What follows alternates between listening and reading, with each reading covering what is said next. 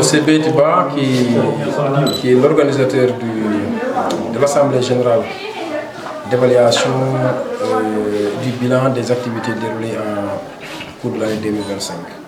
Donc aujourd'hui, nous nous sommes retrouvés ici au National pour évaluer les travaux que nous avons déroulés à travers les différents projets que nous avons eu à mener dans la commune de Vélingara.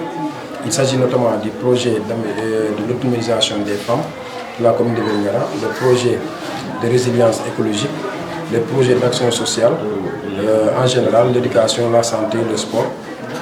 L'évaluation le bilan a été globalement jugé bon et surtout que c'est une satisfaction. Toutefois, des recommandations sont sorties, notamment le suivi des plans et également le suivi de la formation des femmes en vue d'atteindre l'objectif qu'on s'est fixé, notamment l'autonomisation. Et pour nous, est de trois volets. C'est la formation, la formalisation et le financement. Donc pour le financement, nous nous sommes dit que nous allons contracter avec les institutions de microcrédit des conventions à travers lesquelles nous allons mettre à leur disposition les sommes nécessaires pour constituer la caution de garantie afin de disposer d'un financement assez consistant qui va varier entre 50 et 100 millions que nous allons mettre à la disposition des femmes de la commune de Vélingara. Donc cela, c'est à travers un partenariat avec les institutions de microfinance avec qui nous avons déjà poussé des discussions très avancées.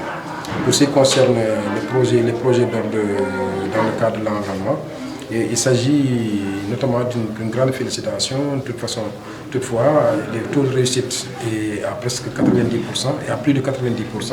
Et nous envisageons de procéder au suivi au courant des mois de février, mars, avril pour voir l'état dans lequel se trouvent les plans que nous avions eu à reboiser durant la saison précédente. Donc, véritablement, ce sont ces projets que nous avons eu à évaluer. Et le déroulement également du Juju à travers les événements que nous avons regrettés, notamment la criminalité que nous avons vue à travers le campement. C'est un patrimoine culturel, c'est une tradition, c'est une culture à protéger. Toutefois, les choses qui s'invitent dans le développement de ces aspects culturels sont à éviter à travers une forte sensibilisation que nous allons également mener au cours de l'année 2026 si le temps nous le permet. Nous avons également constaté quelques difficultés auxquelles les populations sont confrontées, notamment l'accès aux services sociaux de base dans certains quartiers de la commune de Vélingara, notamment l'autorisation de construire pose véritablement problème pour les usagers.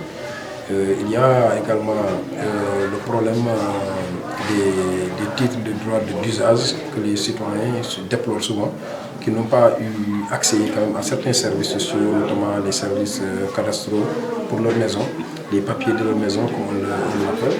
Donc cela nous amène à constater une situation alarmante dans la commune de Vélingara.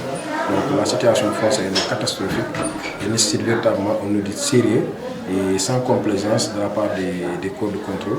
Et cela, c'est une forte demande que nous lançons aux autorités de ce pays-là afin de mettre les citoyens dans des conditions, en tout cas, de les préserver des problèmes liés aux litiges, liés aux différents problèmes en tout cas qui surgissent dans les différentes transactions immobilières, mais également dans les droits de succession et tout ce que cela revêt. Donc il y a tous les problèmes que nous avons décelés, que nous connaissons déjà, que nous avons identifiés, nonobstant les conclusions des rapports de la FNAC de 2020 qui jusque-là encore n'ont pas encore été élucidés. Et nous pensons qu'il est grand temps pour qu'on revienne sur ça. Voilà pourquoi nous sommes allés très loin pour demander même la mise sous délégation spéciale de la commune de Vélingara afin de pouvoir étudier au fond les problèmes auxquels les citoyens sont confrontés et de trouver des solutions immédiates pour le régler. Donc en gros, ce sont les problèmes que nous avons évoqués. Et l'autre problème d'actualité également, c'est la construction du siège du conseil départemental que nous avons dénoncé et que nous avons signalé à l'autorité chargée du contrôle de l'égalité des collectivités territoriales. Nous avons porté ces signalements à sa connaissance et c'était le 8 du mois passé, le 8 décembre, donc le 8 janvier. Si d'ici le 8 janvier, nous ne recevons aucune réponse de la part de l'administration, ce qui veut dire que c'est une acceptation ou une reconnaissance de part de vérité en tout cas de notre lettre. Et dès lors, nous aurons maintenant la possibilité de s'adresser à l'autorité supérieure, notamment la Chambre administrative de la Cour suprême, en vue d'annuler cette décision et remettre les biens gravés au droit. Nous ne sommes pas contre une commune ou bien une population. Nous pensons que la population du département est indivisible. Mais il y a des textes qui régissent les institutions et pour l'intérêt de ce pays, pour l'intérêt du respect de la marche, de la bonne gouvernance et de la participation citoyenne et inclusive dans les affaires locales, nous pensons qu'il est bon de respecter les textes et lois qui régissent le fonctionnement des collectivités territoriales.